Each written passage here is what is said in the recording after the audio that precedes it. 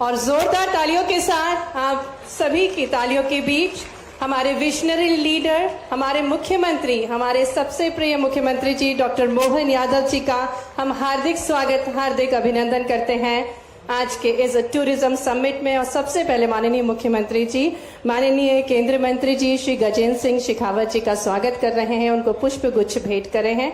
हम हार्दिक स्वागत करते हैं हमारे माननीय मुख्यमंत्री जी का और निवेदन करते हैं Shrimati Vidisha Mukherjee, additional MD Madhya Pradesh tourism board से, कि वे माननीय मुख्यमंत्री जी को पुष्पगुच्छ और अंग वस्त्रम भेंट कर उनका स्वागत करें, क्योंकि हमारे भारत की परंपरा है अतिथि देवो भव, और जिनके मार्गदर्शन में इन्वेस्ट मध्य प्रदेश आयोजित हो रहा है वे हमारे बीच पधारे हैं। हम सभी को संबोधित करने के लिए आपकी भरपूर तालियों के साथ पुनः हार्दिक स्वागत है, हार्दिक अभिनंदन है हमारे यशस्वी मुख्यमंत्री डॉक्टर मोहन यादव जी का।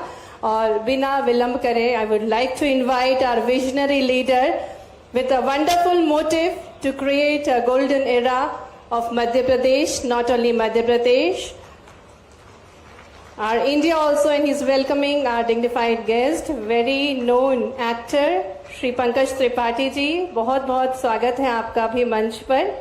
और जैसा कि हमें ज्ञात है कि विकसित भारत, विकसित मध्य प्रदेश के उस देश के साथ जो निरंतर कार्यरत हैं, और मध्य प्रदेश की जो अनंत संभावनाएं हैं जिन्होंने ठानी है न सिर्फ भारतवर्ष से रूबरू कराने की, बल्कि संपूर्ण विश्व को जोड़ रहे हैं भारत के हृदय प्रदेश मध्य प्रदेश से, ऐसे हमारे यशस्वी मुख्यमंत्री जी को अब हम आमंत्रित करते हैं। आपकी तालियां भरपूर होनी चाहिए। Let us have a huge round of applause to welcome honourable chief minister of Madhya Pradesh. And before that, I would like to request Honorable Minister Shri Gajendra Singh Shekhawat ji to address all of us। और आपको बता दें, श्री गजेंद्र जी शेखावत जी के नेतृत्व में संस्कृति और पर्यटन मंत्रालय ने कई उल्लेखनीय उपलब्धियां हासिल की हैं, और उन्होंने महाकुंभ 2025 के अवसर पर भारत की समृद्ध और विविध संस्कृति को बढ़ावा देने के लिए कई पहल किए हैं। तो ऐसे हमारे केंद्रीय संस्कृति एवं पर्यटन मंत्री, भारत सरकार के हमारे मंत्री श्री गजेंद्र सिंह शेखावत जी को हम आमंत्रित करते हैं आपकी तालियों के साथ कि वे हम सभी को संबोधित करें। Let us have a huge round of applause to welcome honourable minister of culture and tourism, government of India, mister Gajendra Singh Shekhawat ji.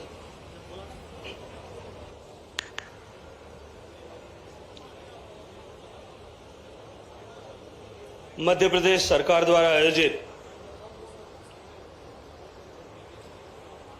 Global investor summit में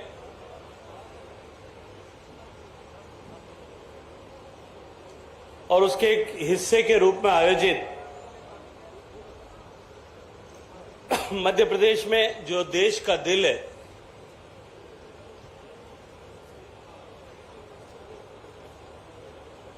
ट्रैवल एंड टूरिज्म की संभावनाओं पे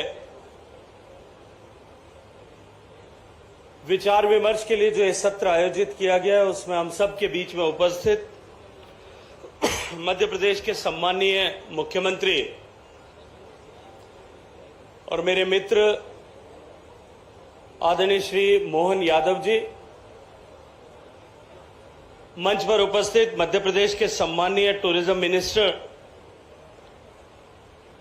श्री धर्मेंद्र भाव सिंह लोधी जी, मंच पर उपस्थित his excellency consulate general of Thailand, मंच पर उपस्थित रोहित खोसला जी, अजीत बजाज जी, जॉर्ज, आदरणीय पंकज त्रिपाठी जी, अखंडा भैया,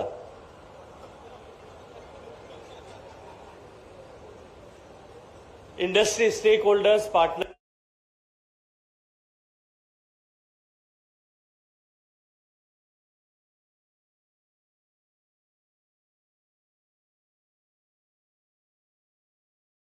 लेडी जेंटलमैन,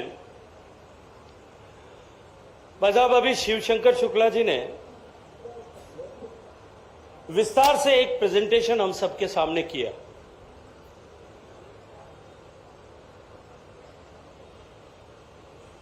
मैं अपनी बात कहूं उससे पहले मेरे दिल की बात एक आपके सामने कहना चाहता हूं। मुझे अक्सर टीवी चैनल के लोग, अखबार के लोग जब इंटरव्यू करते हैं तो ये प्रश्न करते हैं कि अगर आप राजनीतिक क्षेत्र में नहीं होते और ये काम नहीं कर रहे होते, अभी इस दायित्व के साथ में काम नहीं कर रहे होते, तो आप क्या करते? मेरा क्योंकि हॉस्पिटैलिटी सेक्टर से पुराना नाता रहा है, मैं पूरी जिम्मेदारी के साथ में कहता हूं कि अब आगे से अगर मुझे कोई ये प्रश्न करेगा तो मैं कहूंगा कि मैं शुक्ला साहब और मोहन जी के स्टेट में जाकर के कोई ना कोई टूरिज्म इंफ्रास्ट्रक्चर बना रहा होता।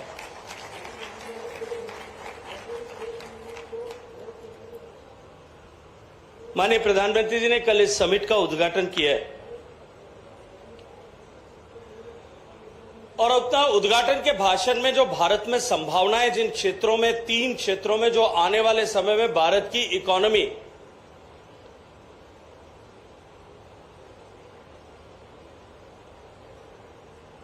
जो पिछले लगातार 4 साल से दुनिया की सबसे तेजी से बढ़ती हुई अर्थव्यवस्था है, सरकार के पॉलिसी डिसीजंस के चलते हुए, सरकार के इकोनॉमिक रिफॉर्म्स के चलते हुए और भारत के हितों के साथ में समझौता न करने की नीति के चलते हुए आज पूरा विश्व इस बात को स्वीकार कर रहा है कि भारत की अर्थव्यवस्था जो पिछले लगभग 6 साल में दुगनी हुई है, 2 ट्रिलियन से 4 ट्रिलियन तक पहुंची और हम दुनिया की 5वीं बड़ी अर्थव्यवस्था बने। अभी हाल ही में हुई दावोस इकोनॉमिक समिट में सब लोगों ने संवेद स्वर से इस बात को स्वीकार किया है कि भारत की अर्थव्यवस्था अब जिस रास्ते पर चल रही है, अब हर 7वां साल बाद में वो जो साइज आज है उससे दुगनी होती जाएगी। आज हम 4 ट्रिलियन की इकोनॉमी के बेस पर खड़े। 2047 का जो टारगेट लेकर के माननीय प्रधानमंत्री जी के नेतृत्व में यह देश 140 करोड़ लोगों की ताकत से विकसित भारत बनने की दिशा में जा रहा है। इस 23 साल के कालखंड में लगभग 4 बार भारत की अर्थव्यवस्था जो है उसका दोहरीकरण होगा। हम 4 ट्रिलियन पे खड़े हैं, 4 से 8, 8 से 16 और 16 से 32 ट्रिलियन की इकोनॉमी बनने की दिशा में भारत आगे जा रहा है। इकोनॉमी की इस ग्रोथ के साथ में जोड़ करके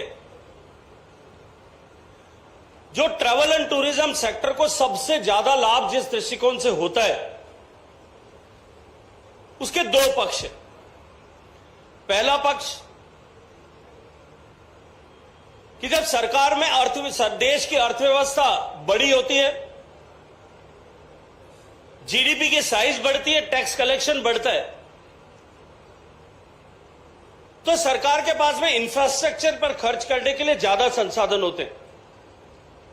हमने देखा 2 ट्रिलियन से 4 ट्रिलियन तक जब इकोनॉमी हुई और सरकार का, माननीय प्रधानमंत्री जी का फोकस इंफ्रास्ट्रक्चर क्रिएशन पे था, पिछले बजट में भी था और अब की बजट में भी 11,01,111 करोड़ रुपए का निवेश बजट जो है इंफ्रास्ट्रक्चर प्रोजेक्ट्स पर होगा। इसकी घोषणा बजट में माननीय प्रधानमंत्री जी के नेतृत्व में की गई है।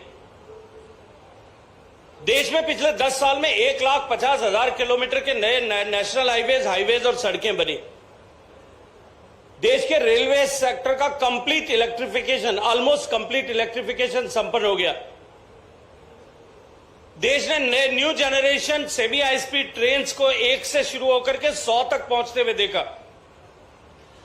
देश में हवाई अड्डों की संख्या को 75 से बढ़कर के 150 तक होते हुए पहुंचा। वाटरवेज जो भारत में नहीं थे, उनको नए वाटरवेज को भारत में खड़े होते हुए और बनते हुए देखा। पिछले 5-10 साल के कालखंड में अर्थव्यवस्था जब केवल 2 से 4 ट्रिलियन तक पहुंची है। मैं यहां उपस्थित आप सब लोगों से आग्रह के साथ में कहना चाहता हूं, कल्पना करके देखिए कि जब हम 4 से 32 होंगे तब भारत कहां होगा। जो संख्या आज हमारे हवाई अड्डों की 157 है, जो संख्या आज हमारे वंदे भारत एक्सप्रेस की लगभग 100 के आसपास पहुंची है, अगले 5 साल में यह संख्या दोनों जगह पर दुगनी होने वाली। और उसके साथ साथ में देश की सरकार की नीतियों के चलते हुए जिस तरह से भारत में गरीब आदमी, सामान्य मानवी जो बुनियादी आवश्यकताओं के संघर्ष से पिछले दशकों से जूझ रहा था, वो अब उन आवश्यकताओं की पूर्ति करते हुए सरकार के सहयोग से आज मध्यम वर्ग में प्रवेश कर चुका है और भारत में 25 करोड़ लोग गरीबी की रेखा से बाहर निकल करके मध्यम वर्ग के हिस्सेदार बन गए, सम्मान के साथ में मध्यम वर्ग का जीवन जी रहे और उनके जेब में पहली बार डिस्पेंसिबल इनकम उस एस्पायरेशनल क्लास के जेब में आई है। उसका परिणाम आपको देखने को मिलता है जब आंकड़े आते हैं 7 दिन पहले कि अयोध्या में एक साल में 13 करोड़ तीर्थयात्री आए, या हमारे उज्जैन के महाकाल लोक में महाकाल बाबा के दर्शन करने के लिए एक साल में 7 करोड़ लोग आते हैं। शिवशेखर शुक्ला जी गर्व के साथ में कहते हैं कि Madhya Pradesh have created new benchmarks and new heights के 13 करोड़ लोग मध्य प्रदेश आ गए। ये इसके कारण से संभव हो पा रहा है कि भारत की अर्थव्यवस्था इस तेज गति के साथ में बढ़ रही है और भारत का मध्यम वर्ग निरंतर विकसित होता हुआ और बड़ा होता जा रहा है।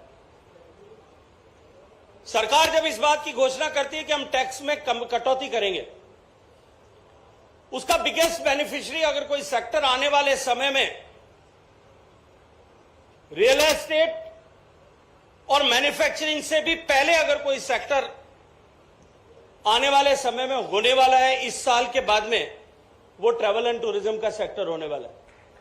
क्योंकि भारत का जो सबसे बड़ा तबका मध्यम वर्ग का तबका है, जिसकी आमदनी 25 लाख से कम है, ऐसी आमदनी वाले लोगों के जेब में अब के साल से टैक्स में बचत के कारण से, टैक्स में कमी के कारण से डिस्पेंसिबल इनकम उनके जेब में होगी। इसलिए भारत में जो है सारे भारत के ट्रैवल एंड टूरिज्म की इकोनॉमी की समीक्षा करने वाले सारे विशेषज्ञ विश्व भर में इस बात को स्वीकार करते हैं कि भारत की अर्थव्यवस्था में जो फॉर्मल कंट्रीब्यूशन आज की तारीख में टूरिज्म सेक्टर का 5.6% है, ये 2027 तक बढ़कर के 10% फॉर्मल कंट्रीब्यूशन होने वाला है। और अब मैं आपको सामने एक जो मैंने दृश्य रखा कि 2047 तक जब हमारी अर्थव्यवस्था 32 ट्रिलियन की होगी तब 10% का कंट्रीब्यूटर टूरिज्म सेक्टर होगा। आज हिंदुस्तान की अर्थव्यवस्था जितनी बड़ी है उतना कंट्रीब्यूशन अकेला टूरिज्म सेक्टर कर रहा होगा। हम इतनी अपार संभावनाओं के द्वार पर खड़े, तब देश के प्रधानमंत्री ये कहते हैं कि टेक्नोलॉजी, टेक्सटाइल और ट्रैवल, ये तीन, टूरिज्म, ये तीन सेक्टर ऐसे हैं जो हिंदुस्तान की इकोनॉमी के ड्राइवर बनने वाले। एक तरफ जहां विश्व भर का कौतूहल, विश्व भर का आकर्षण भारत का केंद्र भारत बन रहा है और जिस तरह की प्रबल संभावनाएं भारत में है,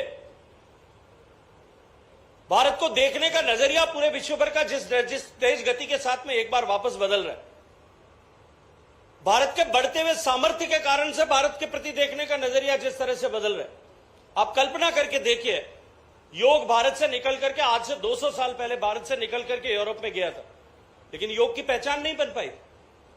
भारत का आयुर्वेद भारत से निकल करके सैकड़ों साल पहले लोगों ने ले जाकर के प्रयास किए होंगे, लेकिन उसकी पहचान और मान्यता नहीं बन पाई थी। आपने कभी सोचा कि पिछले 10 साल में क्या बदलाव हो गया कि भारत का योग, भारत का आयुर्वेद, भारत की संस्कृति, भारत की चिकित्सा पद्धति, भारत की जीवन पद्धति, उन सब के मूल्य एकाएक पूरे विश्व भर की नजर में बढ़ गए।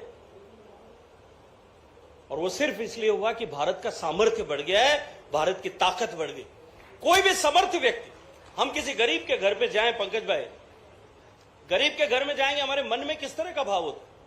या तो उसके लिए करुणा का भाव होगा, या उसके लिए दया का भाव होगा, उसके लिए कंपैशन हो सकता है, उसके लिए हमारे मन में दया हो सकती है, उसके लिए कुछ देने का भाव हो सकता है, करुणा का भाव हो सकता है, लेकिन उसकी किसी चीज को फॉलो करने की हमारे मन में कभी अपेक्षा नहीं होगी। भारत की स्थिति क्योंकि दयनीय थी, इसलिए भारत की तरफ देखने का नजरिया दूसरे दुनिया के दूसरे लोगों का अलग तरह का था। भारत में जो टूरिस्ट आता था वो भी भारत को अलग दृष्टिकोण से देखने के लिए आता था। अब चमत्कृत दृष्टि से भारत को देखने आने वालों की नई श्रृंखला प्रारंभ होने वाली है। इसीलिए हमारे देश के प्रधानमंत्री ये कहते हैं कि tourism is the future of this country. और उसके साथ साथ में विदेश के सैलानियों को एक तरफ छोड़ दीजिएगा, अगर दुनिया भर के आंकड़े उठा करके देखें, आज दुनिया में सबसे ज्यादा टूरिस्ट जो है वो फ्रांस में जाता है। फ्रांस का इस साल का डेटा जो है 23-24 का डेटा जो है वो लगभग 100 मिलियन टूरिस्ट मार्क उन्होंने टच किया है वापस। उसके बाद में स्पेन आता है 85 मिलियन के आसपास पे, उसके बाद में 66-67 मिलियन पे यूनाइटेड स्टेट्स है, और ऐसे करके और अगर हम जाएं, भारत तो जो है 39वें नंबर पर कहीं जाकर के टीटीडी में आता है 119-120 देशों की उस लिस्ट में, और हमारा जो है 13 मिलियन के आसपास, हमारा 13.2 मिलियन के आसपास में टोटल इनबाउंड टूरिज्म है। लेकिन ये जितने देश हैं, एक अमेरिका को अलग कर दीजिए, ये जितने भी देश हैं, चाहे B it is France, B it is UK, B it is Germany, B it is Spain और एनी अदर कंट्री, ये कोई भी देश अगर उठा करके देख लीजिए, इन सब देशों में जो टोटल टूरिस्ट जा रहा है वो 19% जो है वो इनबाउंड टूरिस्ट है, विदेश से निकल करके वहां जा रहा है।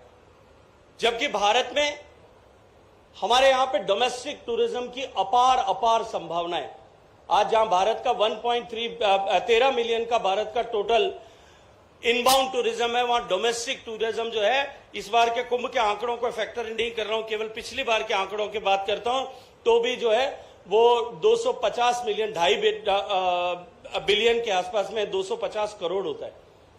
तो भारत इतनी अपार संभावनाओं के द्वार पर खड़ा है, और उसमें भी मध्य प्रदेश जैसा प्रदेश, जिसके लिए मैं ये कहूं कि उसके पास में एक टूरिस्ट के लिए जो कुछ भी अपेक्षा हो सकती है उसके मन में पहाड़ पर जाने की से लेकर के उसके मन में जंगल के वाइल्ड लाइफ तक जाने के लिए, नेचर से एडवेंचर तक, माउंटेन से वाटर बॉडीज तक, हिस्ट्री से कल्चर तक, और एग्रीकल्चर से लेकर के एक्वाकल्चर तक, किसी भी तरह की अपेक्षा और आकांक्षा अगर उसके मन में हो सकती है, वो सारी की सारी अपेक्षाओं और आकांक्षाओं की पूर्ति करने का एकमात्र प्रदेश अगर कोई ताकत रखता है तो वो इस देश में मध्य प्रदेश रखता है।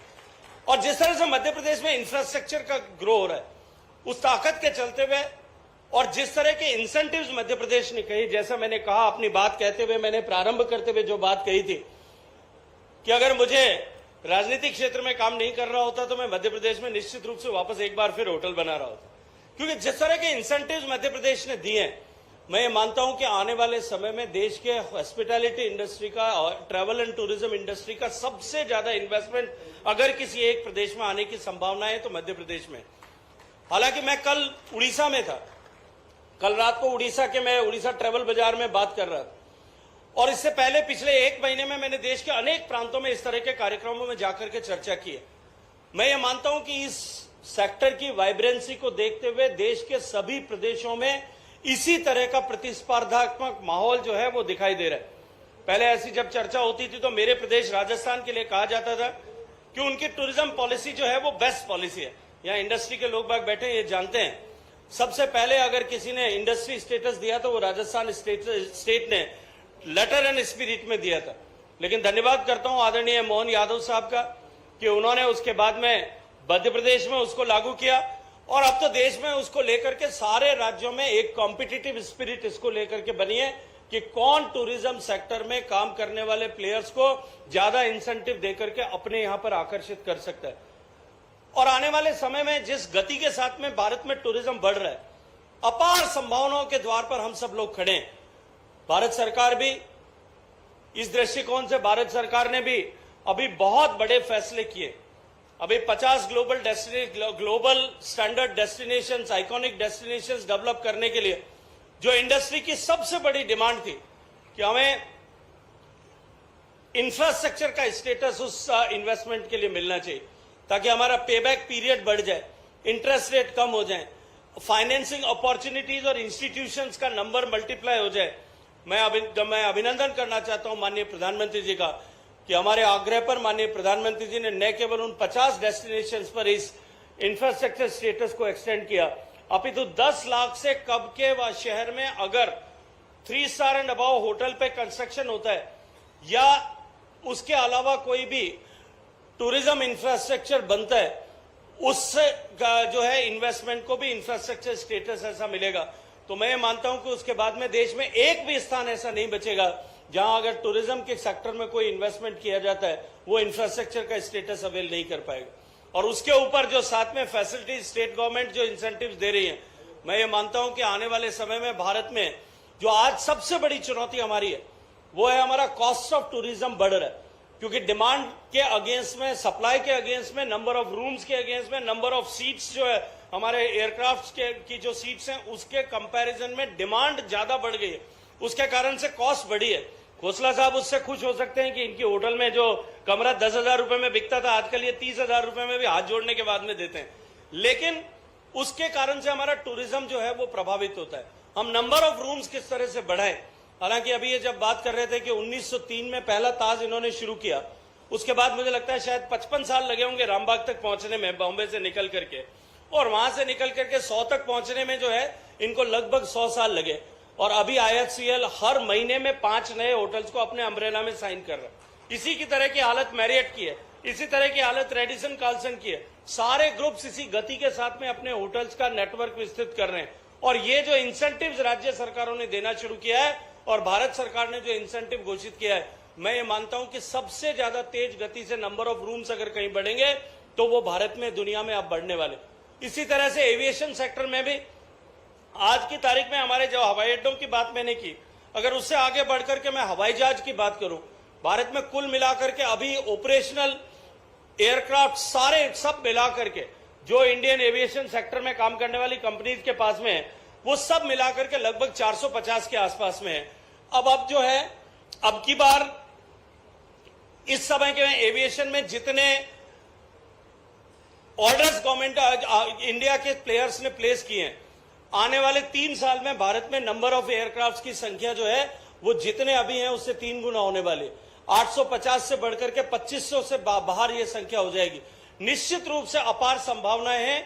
और टूरिज्म सेक्टर में क्योंकि इन्वेस्टमेंट को करके उसको जो है धरातल पर उतारने में थोड़ा समय लगता है, मैं आप सब से आग्रह करूंगा कि we people are sitting on the gateway of bright future in this sector. आप सब से आग्रह करूंगा कि मध्य प्रदेश और देश में जहां कहीं भी संभव हो अधिकतम निवेश इसमें किया जाए। आपका निवेश निश्चित रूप से आपको निराश नहीं करेगा। इस संभावनाओं के द्वार पर खड़े हुए आप सब लोगों का अभिनंदन करता हूं। भारत माता की। बहुत बहुत धन्यवाद माननीय केंद्रीय मंत्री श्री गजेंद्र सिंह शेखावत जी। और वाकई में हमारा भारत पूरी सामर्थ्यता के साथ आगे बढ़ रहा है। और अब हम आमंत्रित करने जा रहे हैं जिन्होंने ठाना है मध्य प्रदेश को स्वर्णिम बनाने का और इसी उद्देश्य के साथ संपूर्ण विश्व के कल्याण के जो भाव रखते हैं और जिन्होंने माननीय प्रधानमंत्री जी का जो विकसित भारत मिशन है उसको आत्मसात कर लिया है, ऐसे हमारे मुख्यमंत्री जी जिन्हें महाकालेश्वर बाबा का विशेष आशीर्वाद प्राप्त है और अपने प्रयासों से, अपने नवाचारों से, अपने इनोवेटिव आइडियाज से, अपने विजडम से and with immense Vedas knowledge he is creating Viksit Madhya Pradesh. Let us have a huge round of applause to welcome Honorable Chief Minister of Madhya Pradesh Dr. Mohan Yadav ji to address us और हम सभी को मार्गदर्शन प्रदान करने की कृपा करें। आपकी भरपूर तालियां बजनी चाहिए। आग्रह है माननीय मुख्यमंत्री जी से कि आप हम सभी को संबोधित करें, मार्गदर्शन प्रदान करें। हमारे यशस्वी पर्यटन मंत्री भारत सरकार माननीय गजेंद्र सिंह शेखावत जी, मध्य प्रदेश की धरती पे आपका स्वागत है। जोरदार अभिनंदन करें हमारे माननीय मंत्री का। माननीय मंत्री मध्य प्रदेश सरकार पर्यटन श्रीमान धर्मेंद्र सिंह लोधी जी, मेरे विद्यार्थी परिषद के साथी और अभिनेता और क्या अखंडा भैया क्या बोलते हैं श्रीमान पंकज जी त्रिपाठी, हमारे श्रीमान पद्मश्री के मोहम्मद जी, आपका मैं स्वागत करता हूं, अभिनंदन करता हूं। मोहम्मद जी जोरदार ताली बजाए। इस नाते से हमने रहीम को नहीं देखा, रसखान को नहीं देखा, लेकिन जड़ों से जुड़कर के हमारी देश की संस्कृति की धारा को, जिसके आधार पर हम कहते हैं सर्वे भवन्तु सुखिनः सर्वे सन्तु निरामया, ये उदात्त भाव को जोरदार अभिनंदन करें हमारे अपने पूरे मंच का, मोहम्मद साहब सहित सभी का। माननीय अजीत बजाज साहब पद्मश्री, माननीय रोहित खोसला जी, समीर बजाज जी, जॉर्ज रामपुरम जी, डी पुलत्स जी, विजय विक्रम सिंह जी, हमारे PS शिवशेखर जी, इलाय राजा, सभी अधिकारीगण और आप सब, जितने अच्छे प्रकार से माननीय मंत्री जी ने बात रख दी, अब मुझे लगता नहीं कि इसके बाद कुछ बची है। हमारी सरकार बनने के बाद भी हमने भी लगातार टूरिज्म सेक्टर को सबसे पहले इस नाते से ही बढ़ाने का प्रयास किया।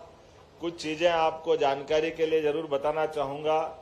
जैसे हमारा भौगोलिक रूप से ये बड़ा मध्य प्रदेश है, लेकिन आयुष्मान योजना के माध्यम से माननीय प्रधानमंत्री जी ने जो बड़ी सौगात दी है, इसी आधार पर माननीय मंत्री जी मध्य प्रदेश सरकार ने हमारे अपने राज्य के अंदर एविएशन नीति में बदलाव किया है। और मुझे लगता है शिवशेखर जी ने बताया होगा, बता दिया सबको, कि हमारे यहाँ टूरिज्म के बढ़ाने के लिए हमारी खुद की विमान सेवा भी है। और अब माननीय मंत्री जी मदद करना, हम 7.5 लाख रुपया पर फ्लाइट, प्रतिदिन अगर आती है तो इंसेंटिव देंगे उसको लाने के लिए। हमारी सरकार के माध्यम से यात्री मिले ना मिले, सरकार पैसा देगी विमान लाने ले जाने के लिए। ये कुल मिलाकर के यात्रियों को प्रोत्साहन देने के लिए, विमान सेवाओं की गति बढ़ाने के लिए अभी हमने इसी प्रकार से हमारे वेंचुरा एयरक्राफ्ट को लगाया है। हमारे अपने बलबूते पर, राज्य के बलबूते पर सिंगरौली, जबलपुर, रीवा ये रोज आ रहा है। लेकिन एयर एम्बुलेंस जहां हमारी हवाई पट्टी है वहां विमान से, जहां हमारे हेलीपैड है वहां हेलीपैड से, आयुष्मान योजना के माध्यम से बगैर 1 रुपया लिए निःशुल्क अपनी तरफ से एयर एम्बुलेंस की सुविधा भी पूरे प्रदेश के लिए हमारी सरकार ने दी है। ये हमारा अपना दूसरा, आजकल टूरिज्म में हेल्थ टूरिज्म भी आ रहा है और उस नाते से ऐसे कई प्रकार के कई प्रयोग कर रहे हैं। जैसे उज्जैन में दर्शन कराने आप भेजो, और राज्य के अंदर के भी अगर आप आयुष्मान कार्ड धारी हैं तो हम प्रयास कर रहे हैं कि उज्जैन में हार्ट का ऑपरेशन कराएंगे, रहने खाने का भी व्यवस्था करेंगे और ऑपरेशन करा के वापस भिजवा देंगे, केवल आयुष्मान कार्ड हो। ऐसे कई प्रकार के प्रयोग हम कर रहे हैं। उनके साथ वालों को भी भोजन प्रसादी रहेगी, मरीज को भी रहेगी, 1 रुपया नहीं लगने वाला है। लेकिन कुल मिलाकर के अब जब टूरिज्म की बात कर रहे हैं, फॉरेस्ट के बारे में तो बता ही दिया है। हमारे पास अभी यशस्वी प्रधानमंत्री जब पहली बार चीता छोड़ने गए तो हमको लगा कि चीते के कारण से बहुत सुरक्षा और व्यवस्था और पता नहीं, लेकिन ये ध्यान में आया कि चीता तो जब से पृथ्वी पे आया है अभी तक का रिकॉर्ड ही उसका नहीं है कि वो किसी मनुष्य पे हमला करे। तो अब की बार तो मेरे से जब चीता छुड़वाया तो ऐसा लगा जैसे बिल्ली छोड़ रहा है इतने आराम से चीते को छोड़ के आए। और आज की स्थिति में हमारे शिवपुर के जंगल में जो चीता पूरे एशिया में नहीं है, लेकिन हमारे यहाँ अपने प्रदेश के अंदर 12 चीते गांव में घूमते हुए दिखाई दे रहे हैं। और कई बार गांव से भगाना पड़ता है कि जरा इसको हटाओ भाई, ये कहीं इसका नुकसान नहीं हो जाए। क्योंकि ये ऐसी, अभी आप जहां हैं इस नगरी में भी आप कभी रुके हो तो देख लेना, यहाँ भोपाल ऐसी नगरी हो गई है कि दिन में मनुष्य घूमते, यहाँ भी टाइगर घूमते, रात में आप आसपास होटल से देखोगे आपको दिखाई दे जाएंगे। ये जो वर्तमान के दौर में, और हमारे साथ टाइगर ने भी सह अस्तित्व की भावना के आधार पर अपनी जीवन शैली भी बदल ली। आमतौर पर एक टाइगर को जीने के लिए वो 45 से 50 किलोमीटर का एरिया चाहिए रहता है और अपनी टाइग्रेस के लिए 10 से 15 किलोमीटर का एरिया। लेकिन अब संख्या इतनी बढ़ गई है कि हमारे यहाँ वो टाइग्रेस वाले इलाके में जीवन पूरा कर रहा है। कोई बात नहीं, 15 किलोमीटर में चला लो, तुम भी आनंद में रहो, हम भी आनंद में रहे। आने वाले समय में, आज के इस दौर में माननीय पर्यटन मंत्री जी हैं, मैं आपसे एक निवेदन करूंगा कि आपके माध्यम से अब हमारे पास टाइगर इतने अच्छे हो गए, इतनी ज्यादा संख्या में हो गए कि माननीय प्रधानमंत्री जी को कोई गिफ्ट देना हो तो आप हमसे टाइगर ले जाके दिलवा सकते हैं। हमारे पास पर्याप्त मात्रा में टाइगर है। पूरे देश में सबसे ज्यादा टाइगर अगर कहीं है तो हमारे पास है। और केवल टाइगर नहीं है, आप तेंदुआ भी चाहोगे, लेपर्ड भी उतनी संख्या में, पूरे देश में सबसे ज्यादा लेपर्ड हमारे पास है। और आप भी कभी देखना चाहो घड़ियाल, वास्तव में ये इस टूरिज्म सेक्टर को बढ़ाने की जरूरत है।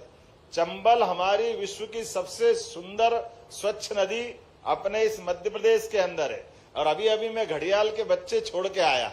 अब बच्चों का भी सिस्टम इतना अच्छा, टूरिज्म को ऐसे भी डेवलप करेंगे कितना अच्छा हमारा यहाँ वन्य जीवन को बनाने का तरीका है कि अभी मान लो 400 अंडे घड़ियाल दे रहा है तो उसमें से 200 उठा लाते हैं, 200 में ही छोड़ देते हैं ताकि अगली बार भी घड़ियाल वहां अंडे देता रहे, वो अपने अंडे संभाले, उससे आगे बढ़े नहीं बढ़े।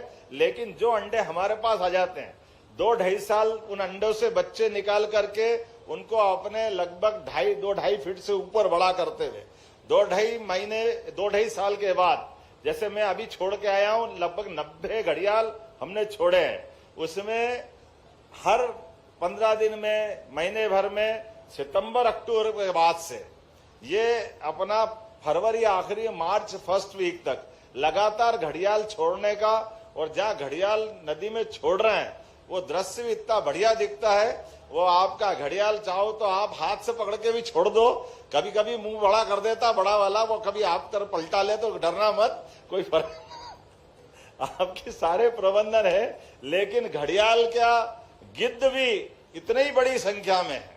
आज की स्थिति में गिद्धों की बड़ी संख्या, लेकिन मध्य प्रदेश में गिद्ध भी बहुत बड़ी संख्या में बढ़ रहे हैं। और लगातार हमारे पास टाइगर रिजर्व के जो अभयारण्य है, पहले 7 थे, अभी इसी साल हमने यहाँ रातापानी, जिसको डॉक्टर विष्णु श्रीधर वाकणकर के नाम पे अनाउंस किया है, और ये 8वां है। नवा हमारा अभी माधव नेशनल पार्क इसी 10 मार्च को उसको भी लोकार्पित करने वाले हैं। एक एक करके सभी प्रकार के टूरिज्म के लिए फॉरेस्ट का तो इतना समृद्ध हमारा इलाका। और अब तो हमारी स्थिति ये बन गई, माननीय मंत्री जी, आपके जोधपुर में साथ फर्नीचर अच्छा बनाते लकड़ी वाले, लेकिन ये भी बड़ा मजेदार किस्सा है कि जोधपुर में लकड़ी नहीं और फर्नीचर सबसे अच्छा बनाते हैं, और हमारे यहाँ लकड़ी बहुत है लेकिन फर्नीचर नहीं बना पाते हैं। तो हमारा एमओयू कर ले, आप हमारे यहाँ से भी करके जाओ कि हमारा ये निवेश में एक निवेश 2 राज्य सरकारों के बीच में करा दें।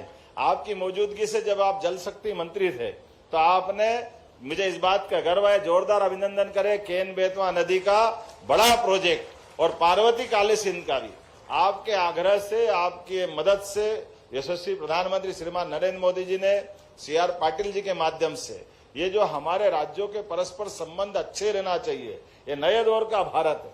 और नए दौर के भारत में तो गया जमाना जब केरल कर्नाटक मुकदमा लड़ रहे हैं, मध्य प्रदेश राजस्थान भी लड़ रहा था, लेकिन आपस में अब संबंध अच्छे बनाते हुए हम सहअस्तित्व की भावना की बात करें तो सहअस्तित्व में पर्यटन से अच्छी बात कोई समझा सकता है क्या? ये तो आप ही कर सकते हैं। मेले का मतलब मेलजोल बढ़ाना, और मेलजोल को बढ़ाने के लिए पर्यटन उसमें बड़ी मददगार भूमिका अदा करता है। और जैसे कि हमारी होटलों के बारे में बात आई, आपको एक और जानकारी बता दूं कि हमारे मध्य प्रदेश सरकार ने, आपके माध्यम से भी आपको भी ये गुंजाइश मिलेगी कि हमारे अपने उज्जैन में जो 2028 में सिंहस्थ लगने वाला है, जब कुंभ राशि वृश्चिक राशि में प्रवेश करती है तो कुंभ हो जाता है, और जब हमारी सिंह बृहस्पति जब सिंह राशि में प्रवेश करते हैं तो वह सिंहस्थ हो जाता है। ये प्रत्येक 12 साल में एक बार स्थिति बनती है। तो उज्जैन के अंदर लगभग 3300 हेक्टेयर जमीन में ये पूरा का पूरा नया धार्मिक सिटी का प्लान हमारा मंजूर हो रहा है। उसमें बड़े पैमाने पे साधु संत महंत महामंडलेश्वर शंकराचार्य उनको स्थायी रूप से जगह देने जा रहा है कि आप आइए, अपने स्थायी रूप से आश्रम बनाइए। लेकिन वो आश्रम में क्या कर सकते हैं, वो अन्न क्षेत्र चला सकते, धर्मशाला बना सकते, वो सभी प्रकार के स्कूल कॉलेज हॉस्पिटल बना सकते। तो ये इसके पीछे पीछे आपको संकेत आ रहा होंगे, मैं बता रहा हूं, तो क्योंकि बड़े पैमाने पर केवल साधु संत को नहीं, आप भी इस टाइप की व्यवस्था में मदद कर सकते हैं। अब आप बताओ धर्मशाला और होटल में क्या अंतर है, मुझे तो नहीं मालूम, आप ही बता सकते हो, टूरिज्म वाले सबसे बढ़िया बताएंगे। जैसे मैं जब टूरिज्म का कॉर्पोरेशन का अध्यक्ष था तो मैंने उस समय पर्यटन को तीर्थाटन से जोड़ा था, और तीर्थाटन के आधार पर भी तो हम वही सारी काम करते हैं। तो मैं मान के चलता हूं आज भोपाल की धरती पर यह सेशन सफल होगा। माननीय शेखावत जी यहाँ मौजूद है, और ये पहली बार प्रयोग किया था, लेकिन जाने अनजाने कोई कठिनाई आई तो मैं आपसे क्षमा भी चाहता हूं। हमारा प्रयोग हुआ है भोपाल का, लेकिन उम्मीद करेंगे आपके माध्यम से पर्यटन ने नए कीर्तिमान बनाए, रिकॉर्ड तो शिवशेखर जी ने बताया होंगे और आगे बढ़ रहे हैं। मुझे लगेगा कि हम बार बार अगली बार इन्वेस्टर समिट करेंगे तो केवल टूरिज्म की भी करेंगे, इसके लिए ये एक माहौल बनने के लिए तैयार है। मैं आज के इस अवसर पर अपनी ओर से पुनः आपका स्वागत करता हूं, अभिनंदन करता हूं। और चूंकि ये एक समान बहुत सारे सत्र चल रहे हैं तो थोड़ा विलंब से आया, क्षमा भी चाहता हूं। और अब मैं उम्मीद मेरी 1-to-1 भी होने वाली है, तो माननीय मंत्री जी से भी मैं अनुमति लेता हूं और उम्मीद करता हूं कि बाकी के सत्र में हमारे मित्रगण माननीय त्रिपाठी जी हमारी भूमिका अदा करते रहेंगे। बहुत बहुत धन्यवाद। बहुत बहुत धन्यवाद माननीय मुख्यमंत्री जी। और निरंतर आपका प्रयास है पर्यटन स्थलों का विकास और तीर्थ स्थलों का विकास, जिसके आप जिन्होंने अपनी संस्कृति को सहेजने के लिए, जीव जंतुओं को सहेजने के लिए निरंतर प्रयासरत है। हम बहुत बहुत आभार करेंगे माननीय मुख्यमंत्री जी का। Heartly thank you honourable chief minister of Madhya Pradesh for your golden words. Now moving ahead, जैसा कि हम सभी मंच पर देख पा रहे हैं, एक बहुत ही बड़े पर्दे के अभिनेता हमारे साथ मंच पर हैं। A person doesn't need any introduction, let us watch one TVC।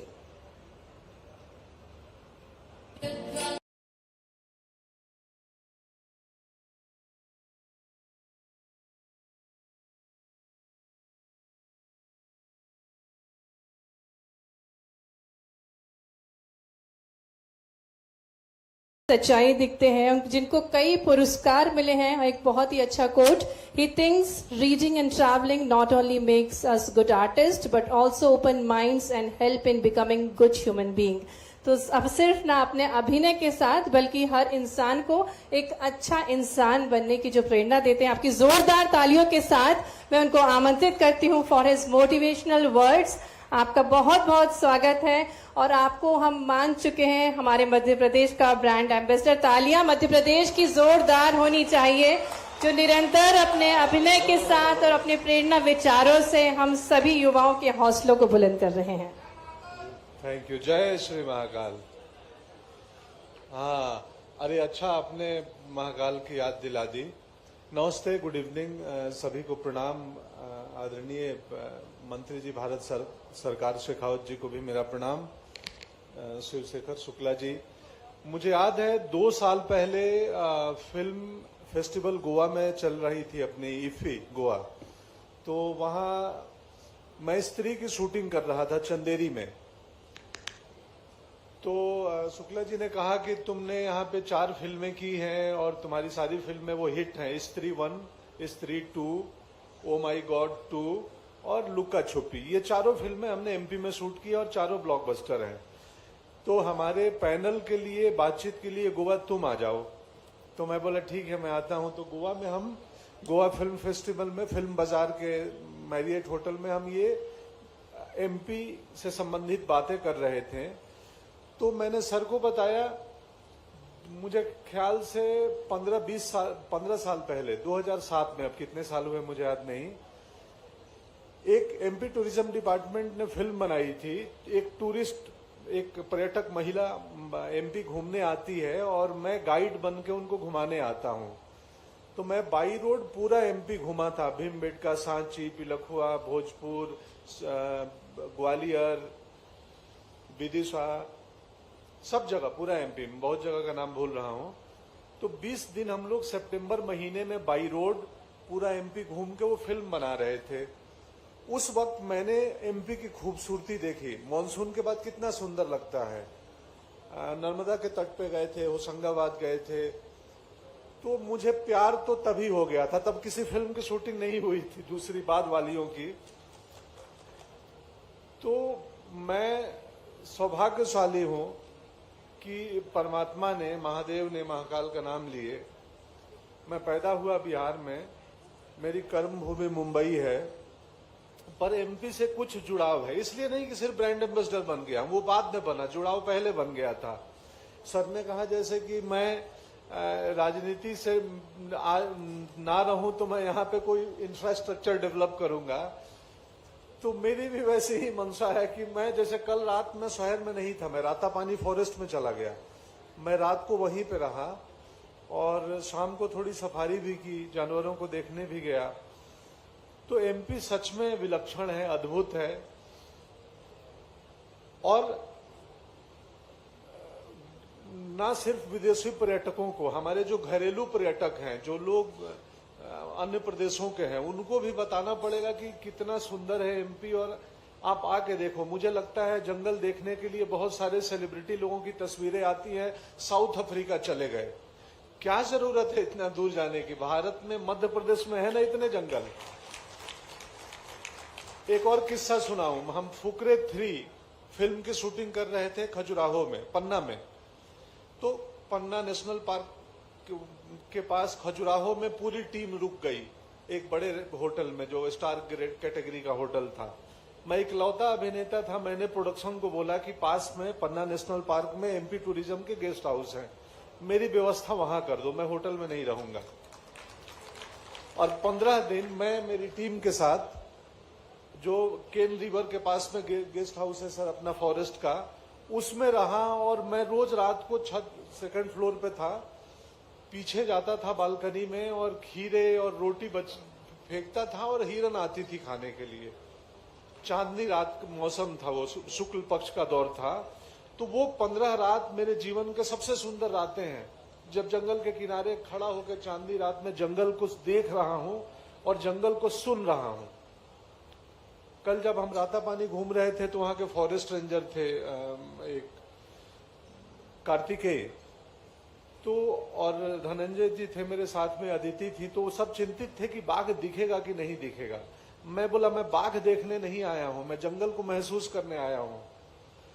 तो जंगल जाने का अर्थ सिर्फ बाघ देखना ही नहीं होता है, वो बाकी खूबसूरती भी देखना होता है। खैर, मैं अभिनेता हूं, मेरी आदत है दूसरों की दी हुई स्क्रिप्ट बोलने की। आज अपनी स्क्रिप्ट बोल रहा हूं तो कुछ गलत बोल दिया होगा तो क्षमा प्रार्थी हूं।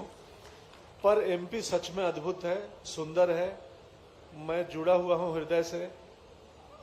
कल जंगल गुजारा, आज आपके साथ रहूंगा, शाम को माखनलाल चतुर्वेदी में बच्चों से मिलूंगा। और फिर मैंने अगले महीने का प्लान कर लिया है सपरिवार जंगल घूमने का। तो फिर आऊंगा अगले महीने एमपी घूमने के लिए।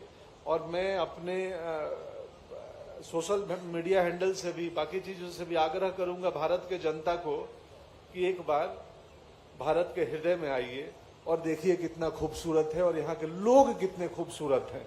हमने 4 फिल्में की हैं, स्त्री 1, स्त्री 2, लुका छुपी और ओ माई गॉड। तो ना सिर्फ लोकेशन की प्रशंसा करता हूं, एक बार भी किसी शूटिंग में किसी भी प्रकार की कोई समस्या नहीं आई। कोई भी नहीं आया कि अरे शूटिंग क्यों कर रहे हो, कौन कर रहे हो। इत्मीनान से करते हैं। स्त्री तो रातों में करते थे। इधर पीछे रोड पे हमने 5 दिन किया था, जब भूत हम लोगों को चेज करता है, हम बाइक से भाग रहे हैं। So thank you so much Shukla ji, thank you so much MP government, माननीय मुख्यमंत्री जी, एक इतना बढ़िया इंफ्रास्ट्रक्चर या ये प्रोत्साहन देने के लिए कि टूरिज्म के लोग, सिनेमा के लोग यहाँ आए, देखें और इस राज्य की खूबसूरती को महसूस करें। धन्यवाद।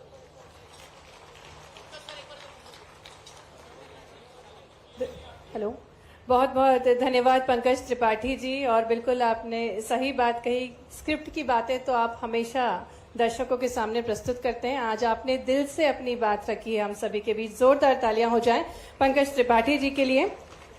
Now moving ahead, I would like to request mister दुनावेत पुलसावत, Consul General of the Royal Thai Consulate in Mumbai, to address all of us. He is Royal Consulate General of Thailand. He is highly decorated and received many government awards and medals.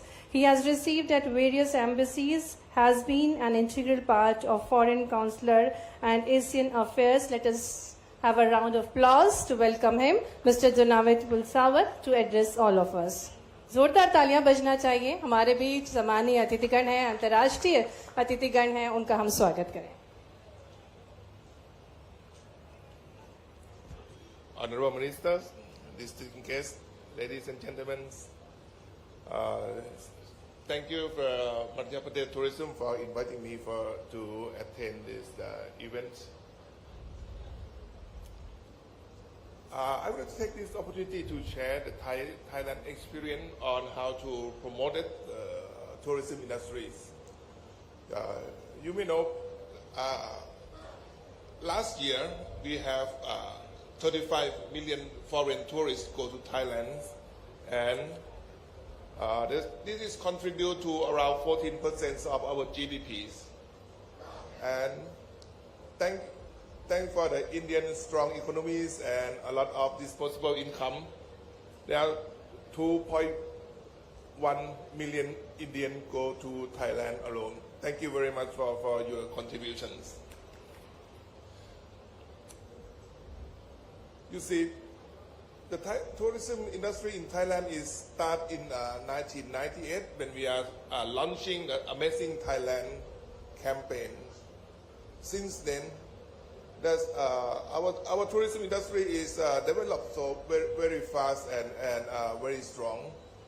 There's contribution to many factors that I would like to take this opportunity to share to you all. First of all, what we are doing in Thailand is about the location. We always try to maintain and improve our tourist destination in always in a good conditions. And the organization like UNESCO is playing a very significant contribution to this event as well. The second thing is to develop the infrastructures, road, airport, hotels, and all the tourist facilities. The third one is the easy to travel, easy to access.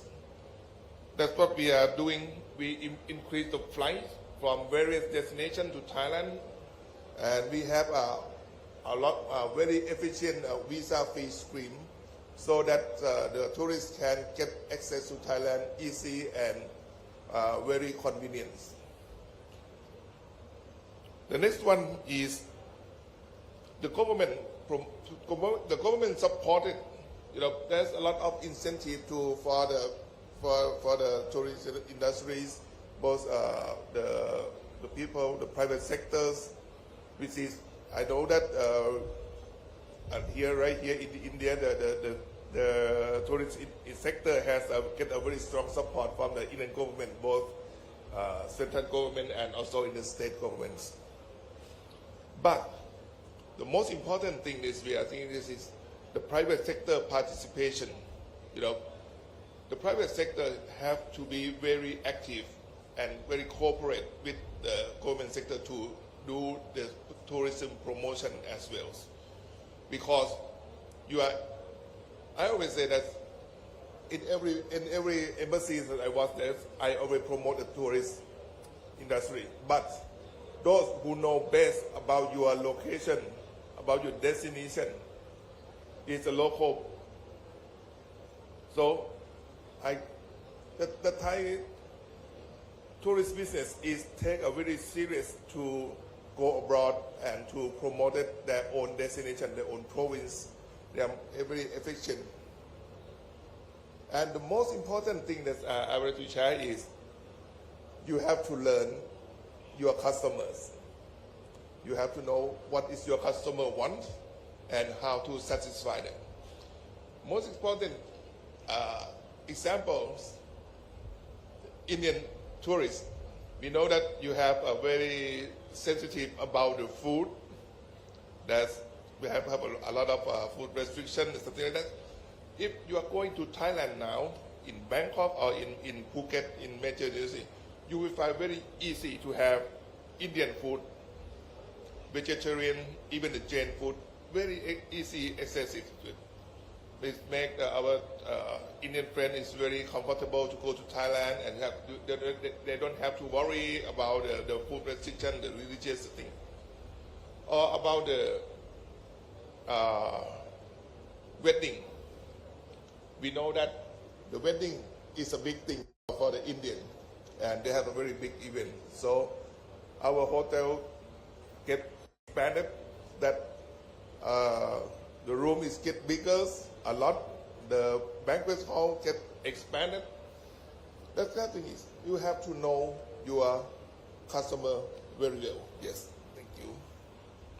And for us, the tourist industry is not just about the leisure pressures. It's have a lot of economic impacts.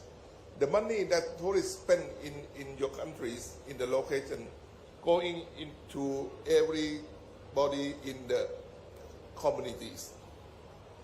Moreover, the tourist is and the traveler is a bridge. When you travel, you learn about the language, you learn about the local custom, you learn about the people, and this kind of thing is most importantly, it's make a better understanding to each other, and it's going to be lead to a better world for our future generation as well. And I wish that this Invest Madhya Pradesh and also this session is going to help you get better into each other, to know and to learn the world, and to make everybody in the state of Madhya Pradesh is a better place. Thank you very much.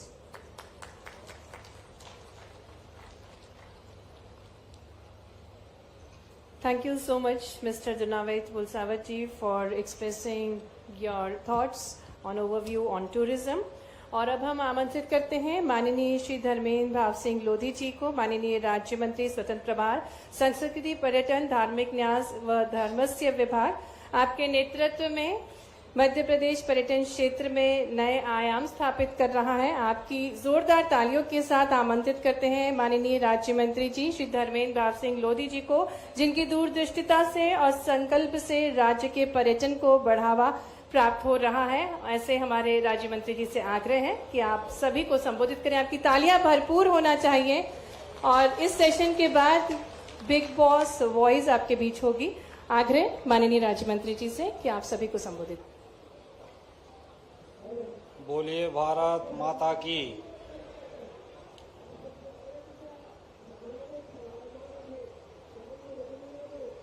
Global investor summit 2025 के tourism summit में आज के इस भव्य आयोजन में कार्यक्रम के मुख्य अतिथि संस्कृति एवं पर्यटन मंत्री परम आदरणीय श्री गजेंद्र सिंह शेखावत जी, हमारे आदरणीय पंकज त्रिपाठी जी, मिस्टर अजीत बजाज जी,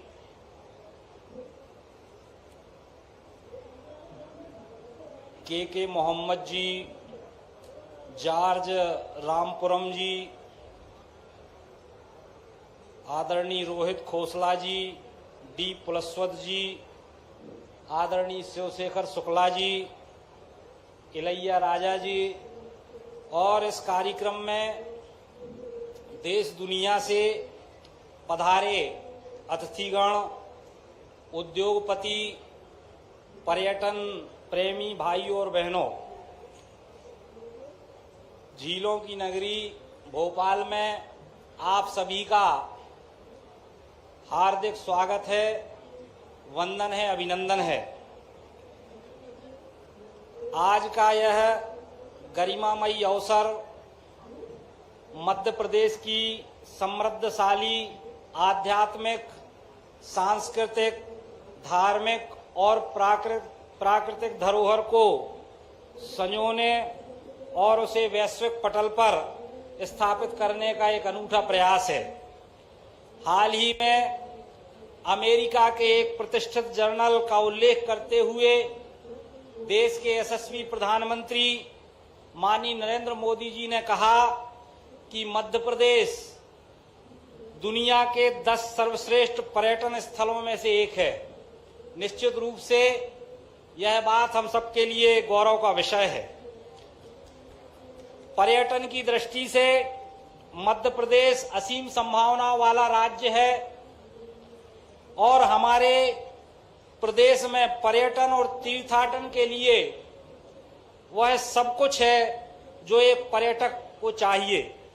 लोकप्रिय मुख्यमंत्री डॉक्टर मोहन यादव जी के नेतृत्व में हमारी सरकार पर्यटन के क्षेत्र में निरंतर अनेक नवाचारों को मूर्त रूप देने का काम कर रही है। हमारा संकल्प मध्य प्रदेश को सर्वश्रेष्ठ पर्यटन हब के रूप में विकसित करने का हमारी सरकार का संकल्प है।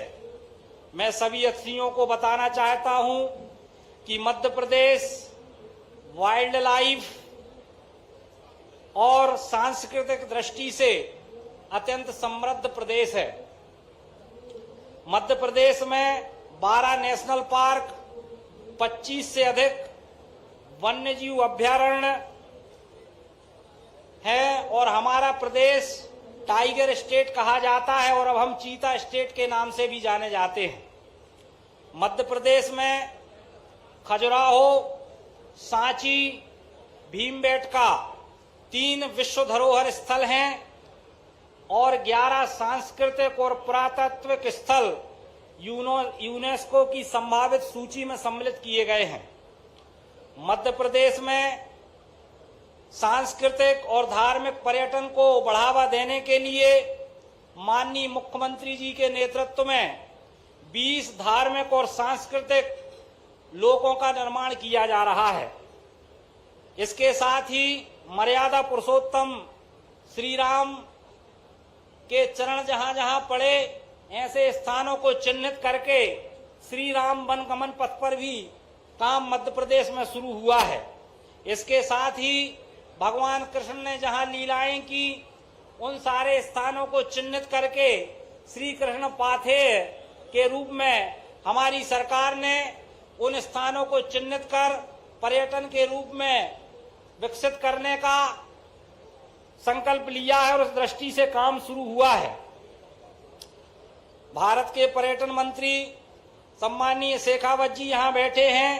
मैं आपको बताना चाहता हूं कि मध्य प्रदेश सरकार ने माननीय मोहन यादव जी के नेतृत्व में पर्यटन के क्षेत्र में निजी निवेश को आकर्षित करने के लिए कुछ ही दिन पहले नई पर्यटन नीति 2025 और नई फिल्म पर्यटन नीति 2025 लागू की है। नई पर्यटन नीति में निजी निवेश को आकर्षित करने के लिए और ईज डूइंग बिजनेस के उद्देश्य से परियोजनाओं की स्थापना के लिए सिंगल विंडो सिस्टम को शामिल किया गया है और परियोजनाओं से संबंधित समस्त अनुमतियां समय सीमा में प्रदान करने के लिए इसे लोक सेवा गारंटी के अंतर्गत लाया गया है ताकि पर्यटकों को कोई दिक्कत ना हो, निवेशकों को कोई दिक्कत ना हो। इसके साथ ही पर्यटन परियोजनाओं हेतु पहले 30 वर्ष की लीज दी जाती थी, उसको भी बढ़ाकर मध्य प्रदेश की सरकार ने 90 वर्ष करने का काम किया है। 30 प्रकार की अनुमतियां पहले लगती थीं, उन अनुमतियों को घटाकर 10 प्रकार की अनुमतियां करने का काम किया है और जो अल्ट्रा मेगा प्रोजेक्ट हैं 100 करोड़ के प्रोजेक्ट हैं उसमें पहले आओ पहले पाओ की तर्ज पर निवेशकों को आकर्षित करने का काम मध्य प्रदेश की सरकार कर रही है। कुल मिला के कहने का तात्पर्य ये है कि हम निवेशकों को रेड कारपेट बिछाकर देने का काम कर रहे हैं कि आप आइए और मध्य प्रदेश में निवेश करिए और यहाँ की सरकार आपको सारी सुविधाएं उपलब्ध कराने का काम करेगी। माननीय मंत्री जी, मैं आपको बताना चाहता हूं कि वर्तमान में मध्य प्रदेश फिल्म निर्माण के लिए सबसे उपयुक्त राज्य बन गया है। 350 से ज्यादा फिल्मों की शूटिंग मध्य प्रदेश में हुई है, जिसमें अभी पंकज त्रिपाठी जी बैठे हैं। स्त्री 3 ब्लॉकबस्टर साबित हुई, वो मध्य प्रदेश में शूटिंग हुई। लापता लेडीज जैसी फिल्म जो ऑस्कर के लिए नॉमिनेट हुई, उसकी शूटिंग भी मध्य प्रदेश में हुई है। कुल मिला के मध्य प्रदेश फिल्म पर्यटन के लिए मोस्ट फिल्म फ्रेंडली अवार्ड भी मध्य प्रदेश को मिला हुआ है। तो फिल्म निर्माताओं को आकर्षित करने के लिए मध्य प्रदेश ने नई फिल्म पर्यटन नीति 2025 लागू की है, जिसमें जो चीजें छूट गई थी, TV serial, documentary, short films, इन सारी चीजों को भी उसमें शामिल किया गया है। इन सारी फिल्मों पर भी हम अनुदान देने का काम करेंगे।